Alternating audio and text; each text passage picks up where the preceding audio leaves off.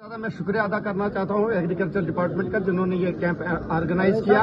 और कोई शिकायत नहीं किसी किसान ने इस डिपार्टमेंट एग्रीकल्चर हो, हॉर्टिकल्चर हो, इसके मुतालिक सेरिकल्चर हो, इनके मुतालिक कोई शिकायत नहीं की। यहाँ इनका फील्ड स्टाफ और इनके ऑफिसर बड़े अच्छी मेहनत से काम कर रहे हैं और अपनी जो स्कीमों का लाभ हर किसान तक पहुंचाते हैं। और इसमें जो महल्ले और गली गली में अपनी जो कैंपेन चला के लोगों को फायदा दिलवाने की कोशिश करते हैं। इस दौरान आपने किसानों को सम्मानित किया, तो ये किसान वो है जो आंखों से देख नहीं सकते हैं और इन्होंने इतना बड़ा अच्छा काम किया, एग्रीकल्चर डिपार्टमेंट ने इनकी सपोर्ट की, तो इस पे क्या कहेंगे आप? मैं बहुत तहे दिल से इनका भी शुक्रिया अदा करना चाहता हूं और उन नाबिना का भी शुक्रिया अदा करना चाहता हूं। वो एक मिसाल बन के आगे हमारे बाकी किसानों के सामने कि एक नाबिना अगर इतना काम कर सकता है तो एक हट्टा कट्टा किसान क्यों नहीं कर सकता है, ये एक मिसाल है।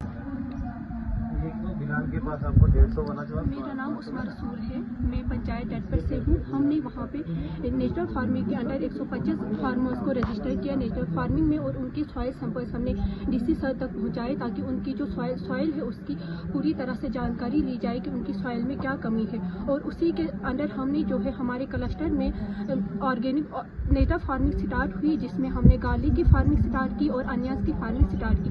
नेचुरल फार्मिंग में जो है हम पेस्टिसाइड्स और फर्टिलाइजर्स का कम से कम इस्तेमाल करेंगे, जिसकी वजह से जो हमारा क्लस्टर है वो नेचुरल फार्मिंग के अंदर आएगा और बहुत सारी बीमारियों से बचेगा।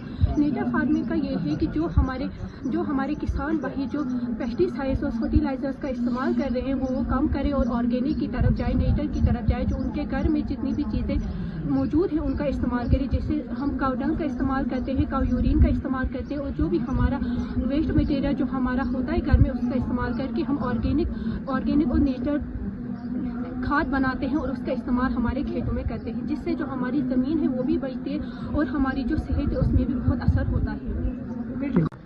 मेरा नाम शफीक अहमद है, मैं राहल थल मुगल मैदान का रहने वाला हूँ। हम पहले ज़माने में खेती बाड़ी करते थे, हमें कुछ पता नहीं था। जब से हमें एग्रीकल्चर से वाबस्ता मिला और मैडम जी ने हमें बहुत सपोर्ट किया, तब से हमारी खेती बाड़ी भी बदली और हमारी ज़िंदगी भी बदली है। इसलिए हमने इस साल में मैंने खाली प्याज की खेती बाड़ी और थोम की खेती बाड़ी ज़्यादा की है। 250 केजी का प्याज मैंने भेजा है और बस 250 50 केजी 2.5 क्विंटल प्याज मैंने भेजा है और 75 केजी 75 केजी थोम भेजा है।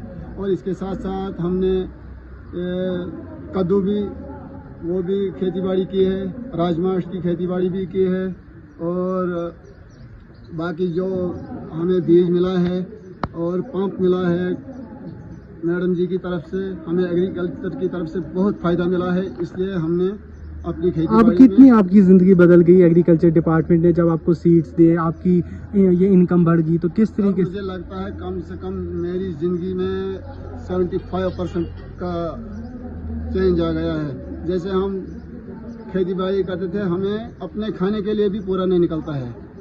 आज हमने खेती बाड़ी ऐसी की है एग्रीकल्चर के माध्यम से कि इन्होंने हमें बहुत फ़ायदा दिया है। इसलिए हमने प्याज भी भेजा है, थोम भी भेजा है, कद्दू भी हम भेज रहे हैं, राजमा भी भेज रहे हैं और खीरे भी भेज रहे हैं। कड़म हर एक सब्जी हमारे पास इस वक्त अवेलेबल है। बताओ अब। हमारे पास फसल होती है, मक्की होती है, जो बीज हम इस डिपार्टमेंट से लेते हैं, और गुंदम है, राजमाश है।